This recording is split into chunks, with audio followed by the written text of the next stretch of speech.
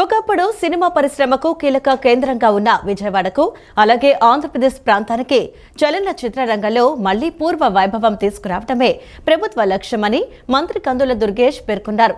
రాష్ట్రంలో షూటింగ్ లొకేషన్లకు కొదవలేదని, అయితే cinema స్టూడియోలు, dubbing థియేటర్లు, రికార్డింగ్ థియేటర్లు వంటి మౌలిక సదుపాయాలను నిర్మించడానికి నిర్మాతలు, సినీ పెద్దలు ముందుకు రావాలని పిలుపునిచ్చారు. రాష్ట్రంలో సినిమా మౌలిక వసతుల అభివృద్ధి చేయడంతో పాటు ఉపాధి అవకాశాలను మెరుగుపరచడమే తమ లక్ష్యమని చెప్పారు. ఎన్టీఆర్ పరిపాలనా భవనంలోని ఆంధ్రప్రదేశ్ రాష్ట్ర చలనచిత్ర, టెలివిజన్, నాటకరంగ అభివృద్ధి సంస్థ ఏపీఎస్ఎఫ్ టీవీ టీడీసీ చైర్మన్గా పి భరత్ భూషణ్, వైస్ చైర్మన్గా సిహెచ్ మెహర్ రమేష్లు ఆ సంస్థ కార్యాలయంలో నిన్న సాయంత్రం ప్రమాణ స్వీకారం చేశారు. సినిమాటోగ్రఫీ మంత్రి కందుల దుర్గేష్, హిందూపురం ఎమ్మెల్యే నందమూరి బాలకృష్ణ శుభాకాంక్షలు తెలిపారు. ఈ సందర్భంగా నిర్వహించిన సభలో మంత్రి కందుల దుర్గేష్ మాట్లాడుతూ 2019 నుండి 2024 వరకు రాష్ట్రంలో కళలు, సినిమా, నాటకం మరియు టీవీ రంగాలకు ఎలాంటి ప్రోత్సాహం లభించలేదని, ఈ రంగాలు పూర్తిగా నిర్లక్ష్యం చేయబడ్డాయని ఆవేదన వ్యక్తం చేశారు. 2024లో కూటమి ప్రభుత్వం అధికారంలోకి వచ్చిన తర్వాత ముఖ్యమంత్రి నారా చంద్రబాబు నాయుడు, ఉప ముఖ్యమంత్రి పవన్ కళ్యాణ్, ప్రధాని నరేంద్ర మోడీల నాయకత్వంలో రాష్ట్రంలో కళల పునరుద్ధరణకు శ్రీకారం చుట్టారని తెలిపారు. గతంలో నిలిచిపోయిన నంది అవార్డుల ప్రకటన, నంది నాటకోత్సవాలను మళ్లీ ప్రారంభించడానికి కూటమి ప్రభుత్వం కట్టుబడి ఉందని స్పష్టం చేశారు. ఫిలిం డెవలప్మెంట్ కార్పొరేషన్ బలోపేతం చేసే విధంగా నూతనంగా బాధ్యతలు స్వీకరించిన chairman P Bharat Bhushan, vice chairman Chikkala Mehar Ramesh, board డైరెక్టర్ల ఆధ్వర్యంలో తెలుగు సినీ, నాటక, టీవీ రంగాల అభివృద్ధికి సరికొత్త కార్యాచరణ రూపొందిస్తున్నట్లు పేర్కొన్నారు. సినిమా రంగం పట్ల ప్రత్యేకమైనటువంటి అభిరుచి ఉన్నటువంటి ముఖ్యమంత్రి వర్యులు శ్రీ నారా చంద్రబాబు నాయుడు గారు, స్వయాన కళాకారుడైనటువంటి పవన్ కళ్యాణ్ గారు, ఉప ముఖ్యమంత్రి గారు, వీరిద్దరికీ పైనుంచి పూర్తి స్థాయి సహాయ సహకారాలు అందిస్తున్నటువంటి ప్రధానమంత్రి నరేంద్ర మోడీ గారు, ఈ ముగ్గురు కలిసి నడుపుతున్నటువంటి ఈ డబుల్ ఇంజిన్ సర్కార్ ఇవాళ ఈ రాష్ట్రంలో ఒక పక్కన సంక్షేమాన్ని, మరో పక్కన అభివృద్ధిని సమపాళ్లలో రంగరించి ముందుకు తీసుకెళ్తున్నటువంటి నేపథ్యంలో వాటితో పాటు మనకి గతమెంతో ఘనకీర్తి కలిగినటువంటి కళా సాంస్కృతిక వైభవాన్ని పునరుద్ధరించాలనేటువంటి ఆలోచనతో ఏవైతే ఆ రోజున పక్కన పెట్టేయబడినటువంటి ఉగాది పురస్కారాలు కానివ్వండి, కందుకూరి పురస్కారాలు కానివ్వండి, వివిధ ప్రాంతాల్లో లబ్ధ ప్రతిష్ఠులైనటువంటి అనేక మంది యొక్క పేర్లతోటి అనేక ఉత్సవాలను నిర్వహించడం కానివ్వండి, ఇవన్నిటినీ కూడా ముఖ్యమంత్రి గారు మళ్ళీ పునరుద్ధరించి ఇవాళ ఈ 2 సంవత్సరాలుగా ఈ రాష్ట్రంలో కళలు విలసిల్లే విధంగా, కళాకారులు ఆనందపడే విధంగా అన్ని ప్రాంతాల్లోనూ కూడా ఒక పక్కన పర్యాటం, పవన్ కళ్యాణ్ గారు వీరందరూ కలిసి ఇవాళ మళ్ళీ పూర్తి స్థాయిలో మనకు కూడా ఎఫ్టీసీని ఏర్పాటు చేసుకోవాలి. దాని ద్వారా ఒక పక్కన తెలుగు సినీ రంగానికి చెందినటువంటి అభివృద్ధి జరగాలి. ఎమ్మెల్యే నందమూరి బాలకృష్ణ మాట్లాడుతూ, గతంలో ఉమ్మడి రాష్ట్రంగా ఉన్నప్పుడు కూడా చిత్ర పరిశ్రమకు విజయవాడ ఒక రాజధానిగా, ప్రధాన కేంద్రంగా వెలసిల్లిందని, ఇప్పటికీ సినిమాల ఆదాయంలో 65% నుండి 70% వరకు ఆంధ్రప్రదేశ్ నుంచే వస్తుందని పేర్కొన్నారు. చలనచిత్ర పరిశ్రమ అభివృద్ధి కోసం షూటింగులకు ఎలాంటి ఆటంకాలు లేకుండా అనుమతుల నుండి పోలీస్ ప్రొటెక్షన్ వరకు అన్ని ఒకే చోట లభించేలా సింగిల్ విండో సిస్టమ్ ఏర్పాటు చేయాల్సిన అవసరం ఉందని అభిప్రాయపడ్డారు. గతంలో ఉన్న నంది పురస్కారాలు, కందుకూరి పురస్కారాలు వంటి వాటిని పునరుద్ధరించాలని, చలనచిత్ర రంగానికి మరిన్ని రాయితీలు కల్పించేలా ప్రభుత్వం ఆలోచన చేస్తోందని అన్నారు. పరిశ్రమను బతికించుకోవాల్సిన బాధ్యత అందరిపై ఉందని, ప్రస్తుతం థియేటర్ల యజమానులు, పంపిణీదారులు, సినీ కార్మికులు కష్టాల్లో ఉన్నారని పేర్కొన్నారు. సినిమాను ఎలా తీయాలో ఆలోచించడం పక్కన పెట్టి చిత్ర పరిశ్రమను ఎలా బతికించుకోవాలి అనే దానిపై దృష్టి నిలపాలన్నారు. ఇవాళ చలనచిత్ర పరిశ్రమను ఇక్కడ అభివృద్ధి చేయవలసిన అవసరం, ముఖ్యంగా ఎంతోమంది ఉన్నారు ఇక్కడ. అండ్ నేను ఎన్నో సినిమాలు ఇక్కడ షూటింగ్ చేయడం జరిగింది. ఇది ఇక్కడ విజయవాడ నడిబొడ్డులో అయితేనేమి, లేకపోతే విశాఖపట్నంలో అయితేనేమి, రాజమండ్రిలో అయితేనేమి, మొన్న అఖండ సినిమా కూడా మన అటు రంపచోడవరం అక్కడ షూటింగ్ చేయడం జరిగింది. ఇంకా ఇటువంటి ఎన్నో సినిమాలు నేను చేసిన సినిమాలు నిజంగా ఇక్కడ ఎవరు అన్ని సినిమాలు చేస్తుంటారు ఆంధ్ర రాష్ట్రంలో. అటువంటి మంచి ఒక వాతావరణం, ప్రజల యొక్క సహాయ సహకారాలు అందిస్తూ ప్రతి చిత్రం ఎటువంటి నిరాటంకంగా షూటింగ్ జరిగేలా సహాయ సహకారాలు అందిస్తూ, అలాగే వాళ్ళ చలనచిత్ర పరిశ్రమ ఇక్కడ మనకి లొకేషన్స్, బ్రహ్మాండమైన అద్భుతమైన లొకేషన్స్ ఉన్నాయి. ఇటు మనం ఇక్కడ చూసుకుంటే మన ఇదిగో మన కృష్ణానది ఒడ్డున అటు కనకదుర్గమ్మ, ఇంద్రకీలాద్రి కనకదుర్గమ్మ ఆశీస్సులతో ఇవాళ ఈ కార్యక్రమం ఇక్కడ జరుపుకోవడం, అలాగే అటు విశాఖపట్నంకి వెళ్తేనేమో అక్కడ మంచి అందమైన అక్కడ సముద్రం అయితేనేమి, లేకపోతే అరకు వ్యాలీ అయితేనేమి, అటు నుంచి రాజమండ్రికి వెళ్ళాలన్నా అటు రాజమండ్రిలో అక్కడ ఆ వాతావరణం ఏదైతే మన సినిమా రకరకాల నేపథ్యాలను మనం తీస్తూ ఉంటాం, అటువంటి నేపథ్యాలు గ్రామీణ నేపథ్యం అయితేనేమి అద్భుతమైన లొకేషన్స్ ఉన్నాయి అక్కడ. సో ఇలా ఇవాళ చలనచిత్ర పరిశ్రమను ఇక్కడ కూడా అభివృద్ధి చేయాలి. P Bharat Bhushan vice chairman Meher Ramesh మాట్లాడుతూ ఆంధ్ర రాష్ట్రంలో సినిమా, కళలు, నాటకరంగ అభివృద్ధికి తమ వంతు కృషి చేస్తామని పేర్కొన్నారు. ఇప్పుడు మనకి ఆంధ్రప్రదేశ్ అయితే మనకి మేజర్గా ఫిల్మ్ ఇండస్ట్రీ మెజారిటీ మనకి తెలంగాణలో, హైదరాబాద్లో ఇట్ ఈస్ చాలా సంవత్సరాల నుంచి అక్కడే ఇట్ ఈస్ గ్రోన్ రూట్స్.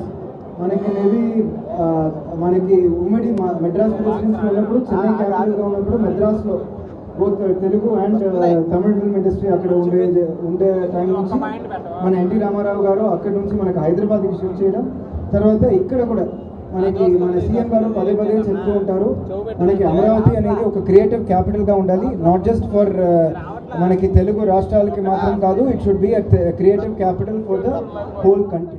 మా అనురాధ ఫిల్మ్స్ బ్యానర్లో ఎమ్మటే ఇమీడియట్గా అనురాధ ఫిల్మ్ స్టూడియోస్ అనేది ఒక పెద్ద స్టూడియో అమరావతిలో కడతాం.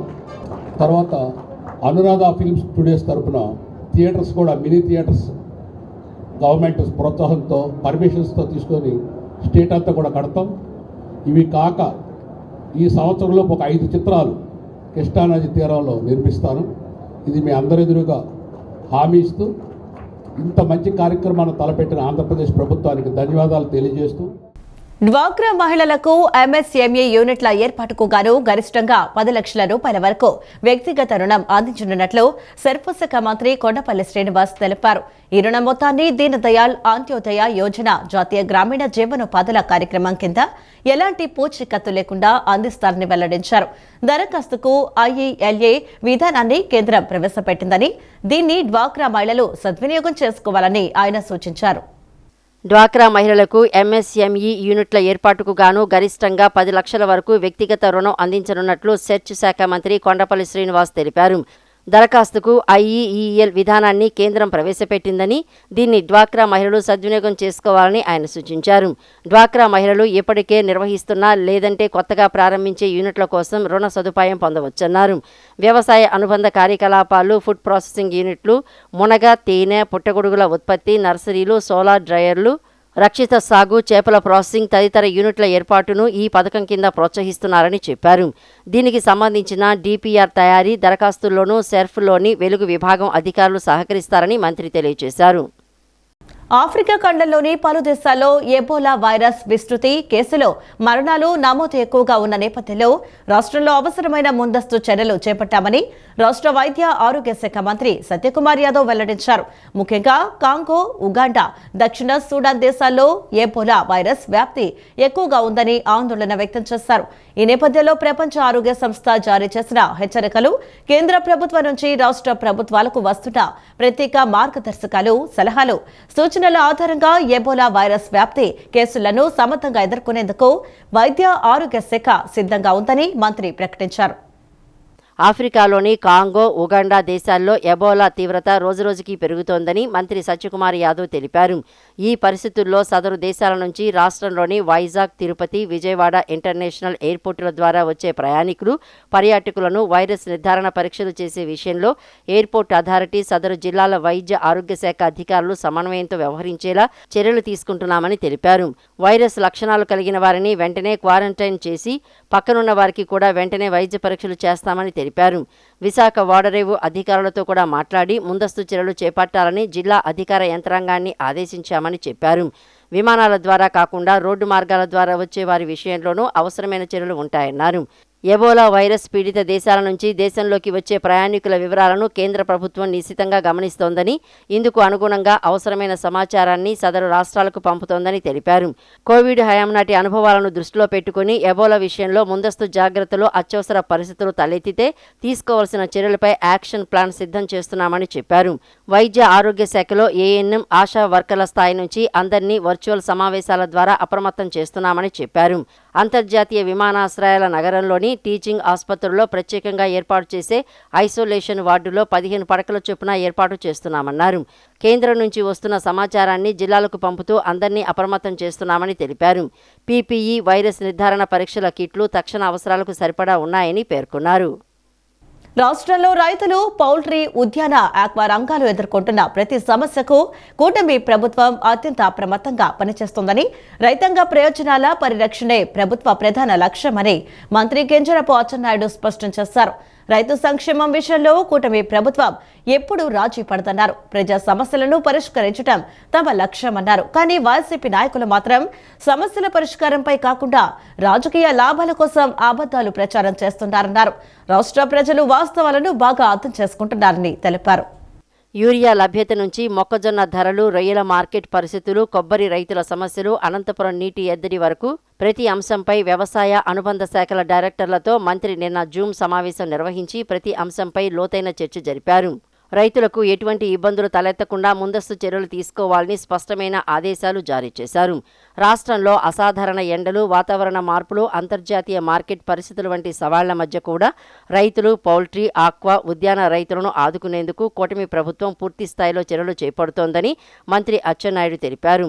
రాష్ట్రంలో 45 డిగ్రీల సెల్సియస్కు పైగా నమోదవుతున్న భీకర ఉష్ణోగ్రతల కారణంగా పౌల్ట్రీ రంగం తీవ్ర ఇబ్బందులు ఎదుర్కొంటోందని, గత 4 రోజులుగా నమోదైన వడగాల్పుల ప్రభావంతో రాష్ట్రంలోని సుమారు 5.5 కోట్ల కమర్షియల్ లేయర్ కోళ్లలో 2.5% నుంచి 3.5% వరకు మరణాలు సంభవించినట్లు ప్రాథమిక అంచనా అని వెల్లడించారు. ఈ అంశాన్ని ముఖ్యమంత్రి చంద్రబాబు దృష్టికి తీసుకువెళ్లామని, పౌల్ట్రీ రంగాన్ని ఆదుకునేందుకు ప్రత్యేక చర్యలు చేపడుతున్నామని తెలిపారు.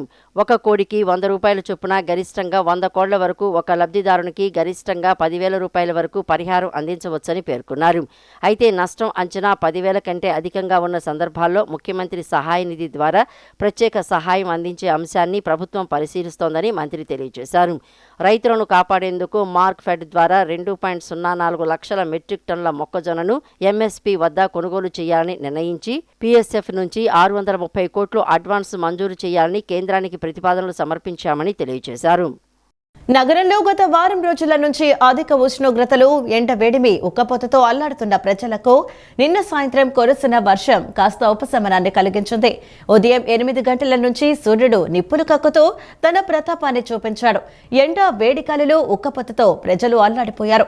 సాయంత్రం ఒక్కసారిగా వాతావరణం మారిపోయి ఈదురుగాలులు, ఉరుములు, మెరుపులు, చిరుజల్లులతో ప్రారంభమైన వర్షం జడివానలా మారింది. దాదాపు గంటకు పైగా వర్షం కురిసింది.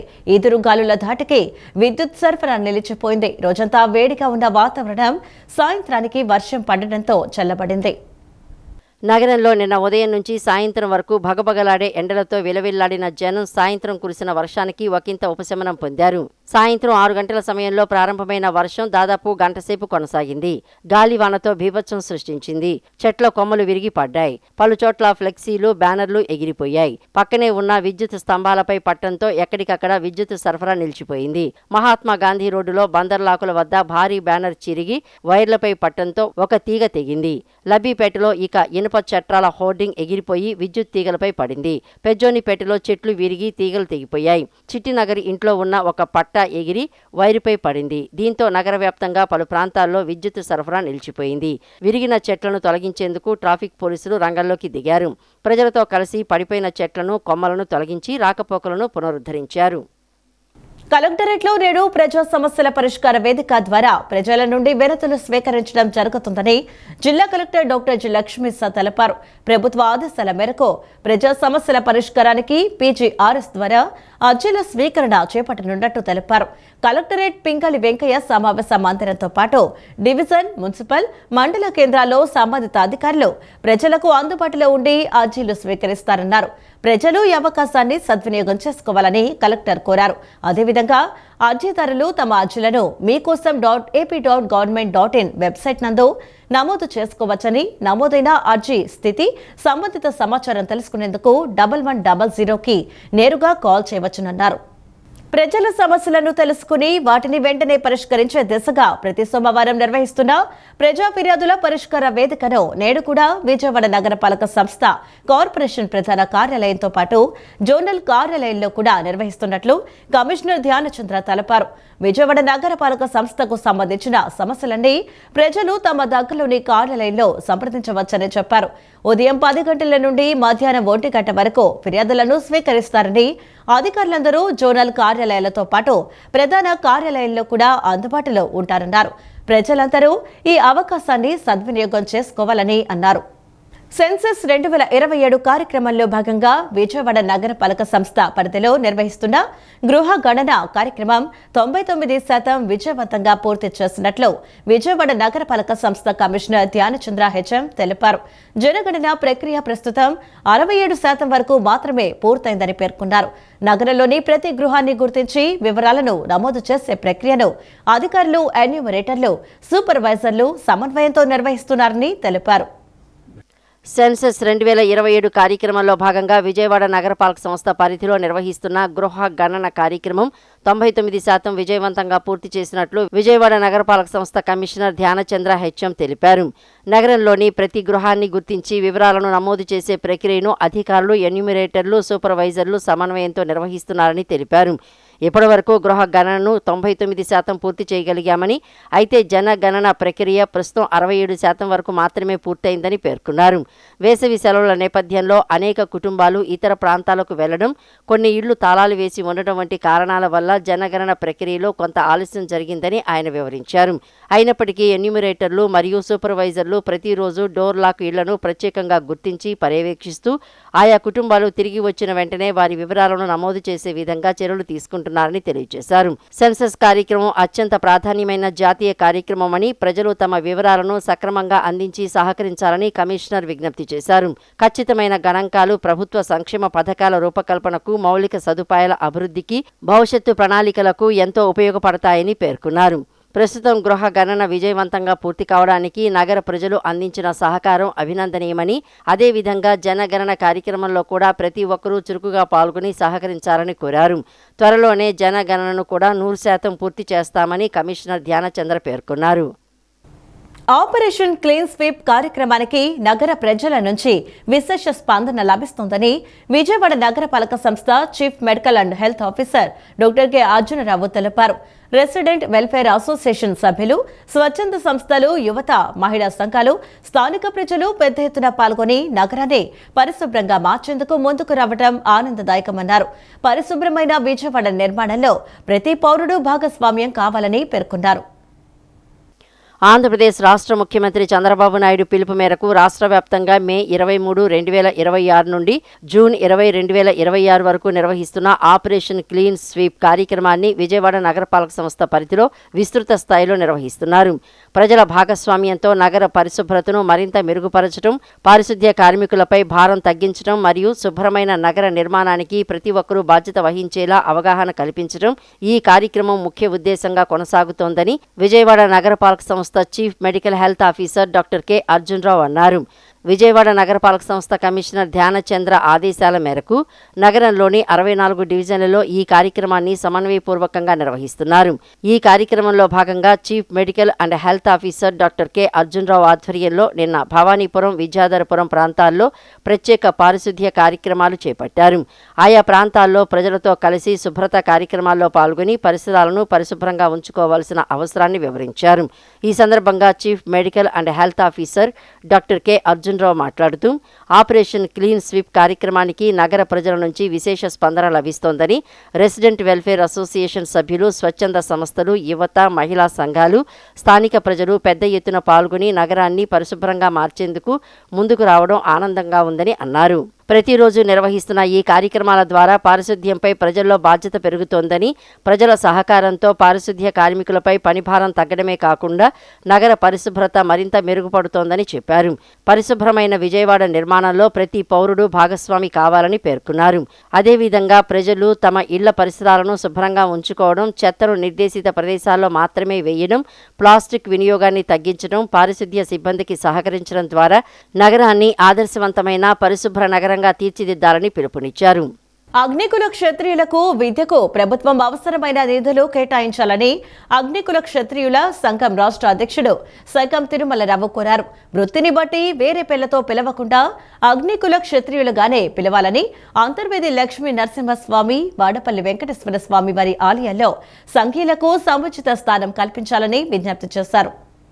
విజయవాడ గాంధీనగర్లోని ప్రెస్ క్లబ్లో అగ్నికుల క్షత్రియుల సంఘం రాష్ట్ర అధ్యక్షుడు సైకం తిరుమలరావు నిన్న విలేకరుల సమావేశం నిర్వహించారు. సమావేశంలో ఆయన మాట్లాడుతూ అగ్నికుల క్షత్రియులకు విద్యాపరమైన నిధులు ప్రభుత్వం కేటాయించాలన్నారు. భవిష్యత్తు తరాల అగ్నికుల క్షత్రియుల సామాజిక వర్గంలో అగ్నికుల, వన్నెకుల క్షత్రియ, వన్నెరెడ్డి, వన్నెకాపులకు ప్రభుత్వం నుంచి విద్యాపరమైన నిధులు అందించాలని కూడా ప్రభుత్వాన్ని కోరుతున్నట్లు వెల్లడించారు.